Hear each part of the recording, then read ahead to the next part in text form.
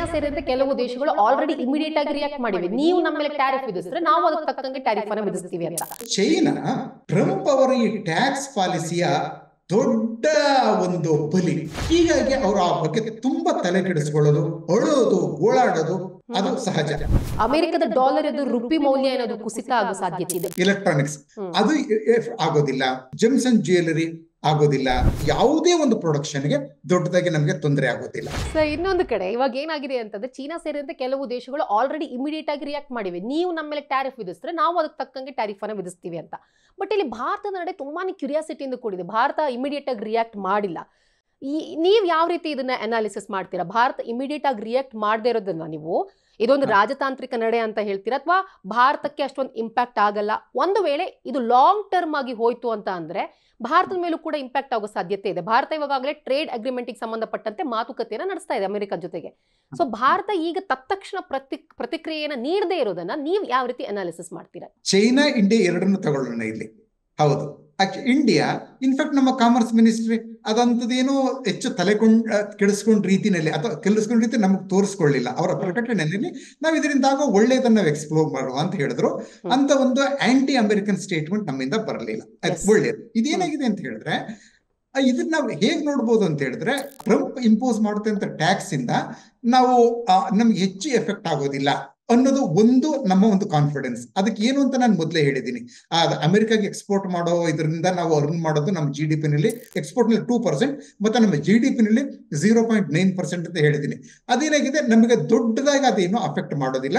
ಮತ್ತೆ ಆಕ್ಚುಲಿ ಏನಾಗಿದೆ, ನಮ್ಮ ಎಕ್ಸ್ಪೋರ್ಟ್ಗೂ ಸಹ ಮತ್ತೆ ಕೆಲವು ಅಮೆರಿಕ ನಮ್ಮಿಂದ ತಗೊಳ್ಳೋಂತ ವಸ್ತುಗಳನ್ನ ಅಥವಾ ಸೇವೆಯನ್ನ ಅದು ಬೇರೆ ಇನ್ಯಾರು ರೀಪ್ಲೇಸ್ ಮಾಡೋ ಸಾಧ್ಯತೆ ಇಲ್ಲದೆ ಇರೋದ್ರಿಂದ ನಮ್ಮ ಒಂದು ಟ್ರೇಡ್ಗೆ ಅಂತದೇನು ತೊಂದರೆ ಆಗೋದಿಲ್ಲ.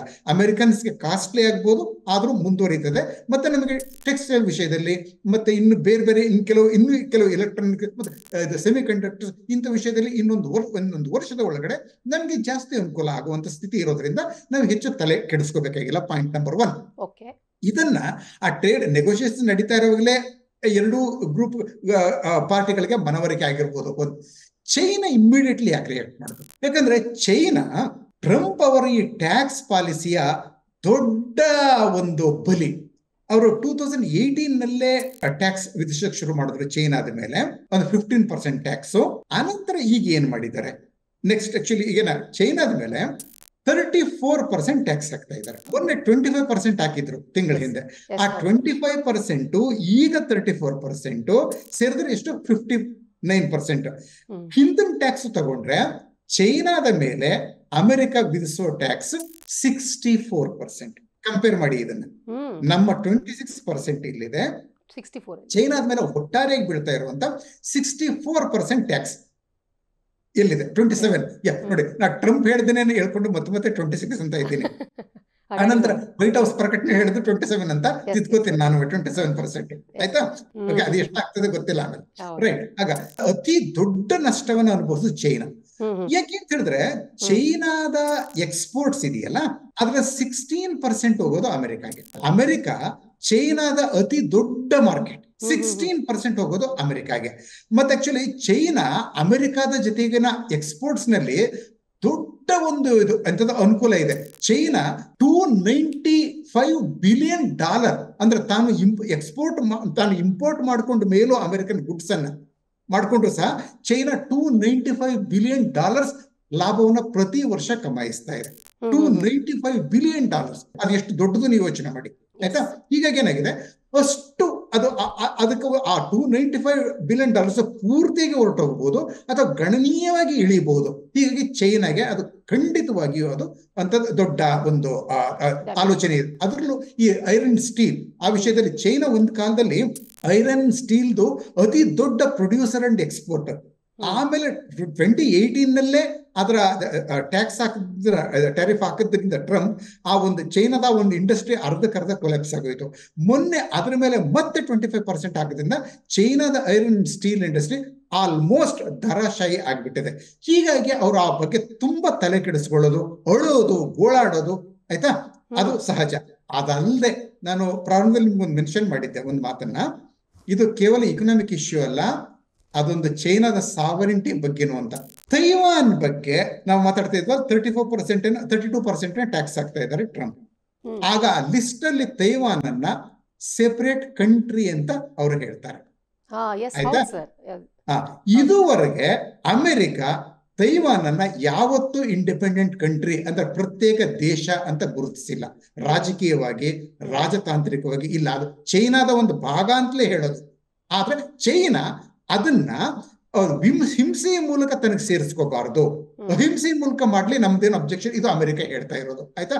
ಆದ್ರೆ ಫಾರ್ ದಿ ಫಸ್ಟ್ ಟೈಮ್ ಇಲ್ಲಿ ಇದು ಟ್ರಂಪ್ ತಿಳಿದೇ ಮಾಡಿದ್ದಾರೋ ತಿಳ್ಕೊಂಡು ಮಾಡಿದಾರೋ ನನಗೆ ಗೊತ್ತಿಲ್ಲ, ಆದ್ರೆ ತೈವಾನ್ ಅನ್ನ ಸೆಪರೇಟ್ ಕಂಟ್ರಿ ಅನ್ನೋ ಒಂದು ಲಿಸ್ಟ್ ಅಲ್ಲಿ ತಗೊಂಡ್ ಬರ್ತಾರೆ. ಹಾಗಾದಾಗ ಚೈನಾದ ಸಾವರಿಂಟಿ, ಒನ್ ಚೈನಾ ಪಾಲಿಸಿ, ಅದನ್ನ ಅಮೆರಿಕ ಈ ಮೂಲಕ ರಿಜೆಕ್ಟ್ ಮಾಡ್ತಾ ಇದೆ ಅಂತ ಅರ್ಥ. ಇದನ್ನ ಬೀಜಿಂಗ್ ಹೇಗೆ ನೋಡಬಹುದು? ಇದು ಸಹ ಚೈನಾದ ಒಂದು ದೊಡ್ಡ ಕನ್ಸರ್ನ್. ನಿಜವಾಗ್ಲು ಅವ್ರಿಗೆ ತುಂಬಾ ನೋವಾಗಿದೆ, ಹಾಗೆ ಜಾಸ್ತಿ ಹೇಳ್ತಾರೆ ಅವರು ನಮಗಿಂತ. ಇದು ಭಾರತಕ್ಕಿಂತಲೂ ಕೂಡ ಈ ಒಂದು ಅಮೆರಿಕದ ಈ ಟ್ರೇಡ್ ಪಾಲಿಸಿ ಏನಿದೆ ಇದು ಚೀನಾಗೆ ಹೆಚ್ಚು ಇಂಪ್ಯಾಕ್ಟ್ ಆಗುತ್ತೆ ಅನ್ನೋದೊಂದು ಸ್ಪಷ್ಟವಾಗಿ ಕಾಣ್ತಾ ಇದೆ. ಸರ್, ಭಾರತದ ವಿಚಾರಕ್ಕೆ ಬರೋದಾದ್ರೆ FDI ಮತ್ತೆ ಸಣ್ಣ ಮತ್ತು ಮಧ್ಯಮ ಉದ್ಯಮ ಮತ್ತು ಹಾಗೇನೆ ಉದ್ಯೋಗದ ಮೇಲೆ, ಚಿಲ್ಲರೆ ವ್ಯಾಪಾರ ಅಥವಾ ಅಮೆರಿಕದ ಡಾಲರ್ ಎದುರು ರುಪಿ ಮೌಲ್ಯ ಏನಾದರೂ ಕುಸಿತ ಆಗೋ ಸಾಧ್ಯತೆ ಇದೆ. ಓವರ್ ಆಲ್ ಇವೆಲ್ಲ ನೋಡಿದ್ರೆ ಫುಲ್ ಆಗಿ ನೋಡಿದಾಗ ಭಾರತದ ಮೇಲೆ ಇಂಪ್ಯಾಕ್ಟ್ ಕಡಿಮೆನೆ. ಆದರೆ ಒಂದೊಂದೇ ಕ್ಷೇತ್ರವನ್ನ ನಾವು ತೆಗೆದುಕೊಂಡಾಗ ಇಂಥದ್ರ ಮೇಲೆ ಸ್ವಲ್ಪ ಪರಿಣಾಮ ಹೆಚ್ಚು ಬೀರೋ ಸಾಧ್ಯತೆ ಇದೆ ಅಂತ ನಿಮ್ಗೆ ಅನ್ಸುತ್ತಾ ಸರ್? ಕೆಲವು ವಿಷಯದಲ್ಲಿ ಅಮೆರಿಕದ ಮೇಲೆ ಡಿಪೆಂಡ್ ಆದಂತ ಒಂದು ಕೆಲವು ಕ್ಷೇತ್ರಗಳಿವೆ. ಎಲೆಕ್ಟ್ರಾನಿಕ್ಸ್, ಅದು 14 billion we earn every year ಅಂತ, ಅದು ಆಗೋದಿಲ್ಲ. ಮತ್ತೆ ಜೆಮ್ಸ್ ಅಂಡ್ ಜ್ಯುವೆಲರಿ ಆಗೋದಿಲ್ಲ, ಮತ್ತೆ ಸರ್ವಿಸಸ್ ಆಗೋದಿಲ್ಲ, ದೆನ್ ಆಕ್ಚುಲಿ ಫಾರ್ಮಾಸ್ಯೂಟಿಕಲ್ಸ್ ಆಗೋದಿಲ್ಲ. ಹೀಗಾಗಿ ಒಟ್ಟಾರೆಯಾಗಿ ಆಕ್ಚುಲಿ ನಮಗೆ ಅದು ಅಂತ ಒಂದು ಇಂಪ್ಯಾಕ್ಟ್ ಆಗೋದಿಲ್ಲ. ಮತ್ತೆ ಅದೇನಾಗಿದೆ, ನಮ್ಮ ಜಾಬ್ ಆಪರ್ಚುನಿಟೀಸ್ ಬಗ್ಗೆನು ಆ ಒಂದು ಎಕ್ಸ್ಪೋರ್ಟ್, ಮತ್ತೆ ಅಮೆರಿಕ ನಮ್ಮ ಇಕಾನಮಿ, ನಾನು ಮೊದಲೇ ಹೇಳಿದ್ರೆ ಮತ್ತೆ ರಿಪೀಟ್ ಮಾಡ್ತಾ ಇದ್ದೀನಿ, ಎಕ್ಸ್ಪೋರ್ಟ್ ಓರಿಯೆಂಟೆಡ್ ಅಲ್ಲ. ಈಗ ಏನಾಗಿದೆ, ನಮ್ಮಲ್ಲಿ ಎಲ್ಲವೂ ಜಾಸ್ತಿ ಆಲ್ಮೋಸ್ಟ್ 79 to 80% ಇಂಟರ್ನಲ್ ಕನ್ಸಂಪ್ಷನ್ ಇರೋದ್ರಿಂದ ನಮಗೆ ಯಾವುದೇ ಒಂದು ಆಕ್ಚುಲಿ, ಮತ್ತೆ ಅದರಲ್ಲೂ ಸಹ ಅಮೆರಿಕಾಗೆ ಎಕ್ಸ್ಪೋರ್ಟ್ ಮಾಡೋದು ಬಹಳ ಕಡಿಮೆ ಇರೋದ್ರಿಂದ ಆ ಒಂದು ಆ ಕ್ಷೇತ್ರ ಯಾವುದೇ ಒಂದು ಪ್ರೊಡಕ್ಷನ್ಗೆ ದೊಡ್ಡದಾಗಿ ನಮಗೆ ತೊಂದರೆ ಆಗೋದಿಲ್ಲ. ಓಕೆ, ಹೀಗಾಗಿ ನಾವು ಈ ಬಗ್ಗೆ ನಾವು ದೊಡ್ಡದಾಗಿ ತಲೆ ಕೆಡಿಸ್ಕೊಳ್ಳೋದು ಅನಗತ್ಯ ಅಂತ ನನಗನ್ಸುತ್ತೆ.